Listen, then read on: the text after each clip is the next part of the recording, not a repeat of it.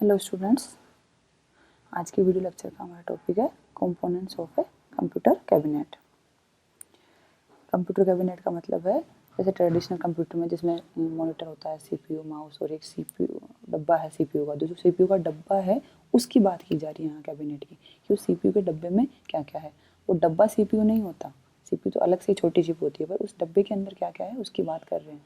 और अगर हम लैपटॉप की बात करें तो जो कीबोर्ड है उसके नीचे एक पूरी प्लेट होती है ना, उस प्लेट में क्या क्या है, मतलब उस कैबिनेट में क्या क्या है उसके बारे में हम आज की क्लास में देखेंगे। जो हमारा कंप्यूटर का कैबिनेट है उसके जो मोस्ट इम्पोर्टेंट पार्ट्स होते हैं वो ये वाले हैं, और जो और भी पार्ट्स हैं पर वो इतने इम्पोर्टेंट नहीं है। मेजर पार्ट्स आपके ये हैं। तो इसमें है मदरबोर्ड, प्रोसेसर मतलब CPU, random access memory, hard drive, expansion slot and power supply. ये हैं, इनको हम अब वन बाय वन देखेंगे। तो ये आपका एक कंप्यूटर है, ये जैसे ट्रेडिशनल कंप्यूटर है उसमें जो आपका सीपीयू का डब्बा है ये उसकी इमेज है, और ये आपका लैपटॉप की इमेज है जिसमें ये इसमें क्या क्या है हम ये देखने वाले हैं। ये लैपटॉप का कैबिनेट है और ये कंप्यूटर का कैबिनेट है। तो सबसे पहले आता है हमारा मदरबोर्ड। तो इस पूरे कैबिनेट में जो ये ग्रीन वाला पोर्शन है यहाँ तक जो पूरा हो रखा है पिंक लाइन से, ये वाला मदरबोर्ड है और ये लैपटॉप का मदरबोर्ड है। जो मदरबोर्ड है इसको हम मेन सर्किट बोर्ड बोलते हैं या इलेक्ट्रिक सर्किट बोर्ड भी बोलते हैं। सारा सर्किटरी, मैक्सिमम जो सर्किटरी है वो इसी पे इम्पोज होता है। इसको हम मेन बोर्ड, मोबो, एमबी और सिस्टम बोर्ड भी बोलते हैं। और ये क्या है, एक थिन प्लेट होती है जो क्या क्या कंटेन करता है, सीपीयू, मेमोरी और हार्ड ड्राइव को, ऑप्टिकल ड्राइव को, एक्सपेंशन स्लॉट्स। इसमें एक्सपेंशन स्लॉट्स में आते हैं ऑडियो, वीडियो, ग्राफिक्स कार्ड, ये सारे इसी के अंदर जो आपका मदरबोर्ड है उसके ऊपर ही इम्पोज होते हैं। मदरबोर्ड क्या होता है, डायरेक्टली और इनडायरेक्टली कंप्यूटर के हर पार्ट से कनेक्टेड होता है। तो इसलिए इसको हम मदरबोर्ड भी बोलते हैं। और मदरबोर्ड को हम इसलिए नाम मदरबोर्ड इसलिए भी दिया हुआ है क्योंकि ये it take cares of everything, computer के हर पार्ट की टेक केयर करता है। जैसे एक माँ केयर करती है वैसे ही मदरबोर्ड कंप्यूटर का हर पार्ट की टेक केयर करता है, इसलिए मदरबोर्ड कहलाता है, क्योंकि ये डायरेक्टली और इनडायरेक्टली सारे पार्ट से कनेक्टेड होता है। फिर आता है आपका सीपीयू। अभी अभी मैंने बोला था मदरबोर्ड के ऊपर ही होता है सीपीयू, मेमोरी और आपकी हार्ड ड्राइव वगैरह, ये उसके ऊपर होता है। जो सीपीयू है ये मदरबोर्ड के ऊपर ही छोटा सा स्पेस दिख रहा है स्लॉट, ये सीपीयू है। सीपीयू क्या है, सेंट्रल प्रोसेसिंग यूनिट, और ये छोटी सी सिलिकॉन चिप होती है और इसको हम सेंट्रल प्रोसेसिंग यूनिट बोलते हैं, और सीपीयू को ही हम प्रोसेसर भी बोलते हैं। और ये मदरबोर्ड के ऊपर होता है। इसको हम कंप्यूटर का ब्रेन भी बोलते हैं, दिमाग भी बोलते हैं, और ये ही it's job to carry out commands, सारे कमांड्स को यही परफॉर्म करता है। और जैसे whenever you press a key, click the mouse and start an application,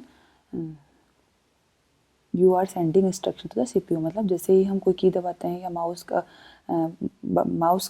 click करते हैं या कोई एप्लीकेशन स्टार्ट करते हैं तो हम क्या करते हैं, सीपीयू को इंस्ट्रक्शंस भेजते हैं कि आपको ये काम करना है। जो सीपीयू है उसकी स्पीड हम मेगाहर्ट्ज़, गीगाहर्ट्ज़, टेराहर्ट्ज़ में नापते हैं। मेगाहर्ट्ज़ मतलब एक सेकंड में वो मिलियंस ऑफ इंस्ट्रक्शन परफॉर्म करता है, और गीगाहर्ट्ज़ का मतलब है एक ही सेकंड के अंदर ये बिलियंस ऑफ इंस्ट्रक्शन एक सेकंड के अंदर ही परफॉर्म कर देता है। ये मैं बताऊँ सीपीयू और इन कंपोनेंट्स के बारे में बता रही हूँ, ये बेसिक बता रही हूँ। सीपीयू के बारे में हम ब्लॉक डायग्राम ऑफ कंप्यूटर में और डेप्थ में हम पढ़ चुके हैं। जो सीपीयू है हमारा वो बहुत ही फास्ट या कहीं हम क्विकली सारे ऑपरेशन परफॉर्म करता है, लेकिन जो सीपीयू की स्पीड है वो ओनली कंप्यूटर जो काम करता है उसकी स्पीड है वो सिर्फ सीपीयू की स्पीड सिर्फ सीपीयू पे ही डिपेंड नहीं करती है। जो अदर कंपोनेंट्स हैं जैसे मेमोरी वगैरह है उनकी स्पीड पर भी डिपेंड करती है। अगर उनकी स्पीड अच्छी होगी तो हमारा सीपीयू बहुत और फास्टली काम कर पाएगा, अगर वो स्लो होंगे तो थोड़ा स्लो हो जाएगा। क्यों कि इनपुट तो हम इनपुट डिवाइस से देंगे, तो वो तो जैसे स्पीड से उसकी स्पीड उसी स्पीड से देगा तो ही तो हम काम करेंगे। जैसे मैं कुछ इनपुट दूंगी, अगर इनपुट देने में ही मैंने टाइम लगा दिया तो सीपीयू कैसे काम करेगा। तो सीपीयू की स्पीड हमारी जो अदर कंपोनेंट्स हैं उस पर भी डिपेंड करती है। फिर हमारा जो नेक्स्ट पार्ट आता है कंप्यूटर कैबिनेट का, उसमें आता है मेमोरी, रैंडम एक्सेस मेमोरी।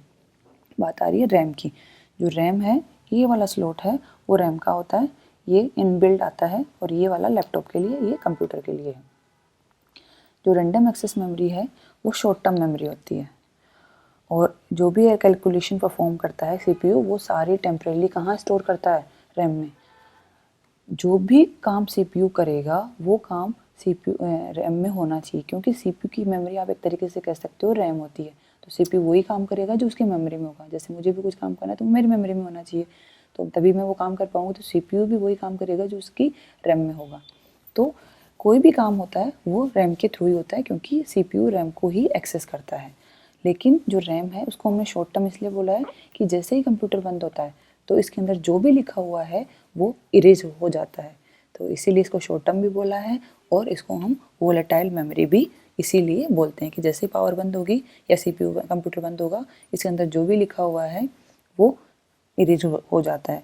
इसलिए हम बोलते हैं बार बार कि जैसा जैसा आप काम करते जा रहे हो उसको सेव करते जाओ। जब तक हम उसको सेव नहीं करते वो रैम में रहता है, और जैसे ही बंद हो जाएगा कंप्यूटर तो वो सब कुछ इरेज हो जाएगा। पर अगर हमने सेव कर दिया, सेव बटन पे क्लिक किया या हमने किया कमांड एस, तो वो परमानेंट स्टोरेज जो हार्ड ड्राइव होती है उसमें जाके सेव हो जाता है। जो इसकी जो हमारी रैम की जो कैपेसिटी होती है वो किलोबाइट, मेगाबाइट, गीगाबाइट, टेराबाइट्स में नापी जाती है। जैसे बोलते हैं ना कितनी जीबी की रैम है, 2 GB, 3 GB, तो ये इसकी नापने की इकाई है। तो सबसे छोटी इकाई होती है बिट, फिर आती है बाइट, किलोबाइट, फिर मेगाबाइट, फिर गीगाबाइट, फिर टेराबाइट। तो ये इसमें इनको हम नापते हैं। और जैसे जैसे जितनी ज़्यादा रैम होती है, जैसे हम बोलते हैं 2 GB रैम, 3 GB रैम, तो हम कहते हैं रैम हमारी अच्छी होनी चाहिए। तो जितनी ज़्यादा रैम होगी उसकी स्पीड उतनी ही अच्छी होगी और हम एक साथ बहुत सारे काम कर पाते हैं। पर अगर रैम कम होती है और हमने बहुत सारी एप्लीकेशन एक साथ ओपन कर दी तो हमारा कंप्यूटर हैंग हो जाता है। तो अगर रैम अच्छी होगी, ज़्यादा होगी, तो हमारा कंप्यूटर थोड़ा अच्छे से काम करेगा, उसकी परफॉर्मेंस अच्छी होगी। अगर स्लो होगी तो कंप्यूटर कम होगी तो कंप्यूटर बार बार हैंग होता है। फिर आती है आपकी हार्ड ड्राइव। हार्ड ड्राइव का स्लॉट ये वाला है। जो आपका रैम थी वो रैम मदरबोर्ड पे थी, हार्ड ड्राइव जो आपका कैबिनेट है उसके लिए अलग से स्लॉट दिया हुआ है। इसको हम लॉन्ग टर्म स्टोरेज बोलते हैं। इसको लॉन्ग टर्म स्टोरेज हम इसलिए भी बोलते हैं क्योंकि इसमें जो भी डेटा होता है जब तक हम खुद डिलीट नहीं करते तब तक वो इसके अंदर स्टोर रहता है। मतलब अगर कंप्यूटर बंद भी हो गया तो भी जो डेटा है वो आपकी हार्ड ड्राइव में रहता है। और जो भी डेटा जैसे हम सॉफ्टवेयर, डॉक्यूमेंट्स या फाइल जो स्टोर करते हैं वो हार्ड ड्राइव में ही सेव होता है। जैसे ही मैंने सेव बटन पे क्लिक किया तो वो हार्ड ड्राइव में जाके ही सेव होता है। और when you run a program और open a file, computer copies some of data from the hard drive on to the RAM. अभी मैंने बोला था कि कोई भी काम होगा वो रैम में होगा तो ही सीपीयू करेगा, अदरवाइज नहीं करेगा। तो जैसे ही मैं कोई एप्लीकेशन ओपन करती हूँ तो क्या होता है, उसकी एक कॉपी हार्ड डिस्क से उठ के रैम में चली जाती है और फिर सीपीयू उस पर काम करता है। जैसे मुझे वर्ड पे मैं कुछ नोट्स बना रही हूँ तो उसमें क्या होगा, मैं जैसे ही मैंने माइक्रोसॉफ्ट वर्ड पे क्लिक किया, जब डबल क्लिक करते ही उसकी एक कॉपी कहाँ चली जाती है, रैम के अंदर चली जाती है, फिर हमारा काम होता है।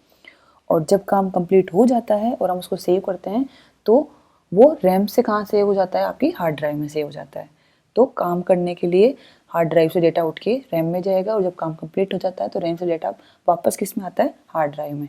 तो हार्ड ड्राइव परमानेंट स्टोरेज के लिए काम आती है। The faster the hard drive the faster your computer can start up and load program. जैसे आपकी अगर हार्ड ड्राइव फास्ट है तो प्रोग्राम लोड थोड़ा जल्दी होंगे और काम भी आसानी से हो जाएगा। मतलब थोड़ा जल्दी लोड हो जाएगा। अगर आप कॉपी भी कर रहे हो तो आराम से हो जाएगा, थोड़ा जल्दी काम हो जाएंगे। अगर स्लो है तो काम थोड़ा स्लो होता है। फिर आता है आपका एक्सपेंशन स्लॉट्स। जो एक्सपेंशन स्लॉट्स हैं, ये वाले जो पार्ट्स हैं एक्सपेंशन स्लॉट्स के हैं, ये भी इसमें ही आता है। इसमें जैसे आप जो USB ऐड करते हो, आप जो पेन ड्राइव वगैरह ऐड करते हो, वो इन एक्सपेंशन स्लॉट्स के थ्रू ही आप ऐड कर पाते हो कंप्यूटर में।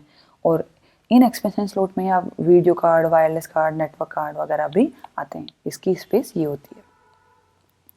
जो एक्सपेंशन स्लॉट्स हैं, most computer have expansion slots on the motherboard that allow you to add various type of expansion card. मतलब एक्सपेंशन स्लॉट क्या होते हैं कि आप एक्स्ट्रा कुछ चीज़ें ऐड करना चाहते हो उनके लिए होता है। जैसे USB आपने ऐड कर दिया, और भी आप साउंड कार्ड और वीडियो कार्ड वगैरह भी आप एक्स्ट्रा ऐड कर सकते हो।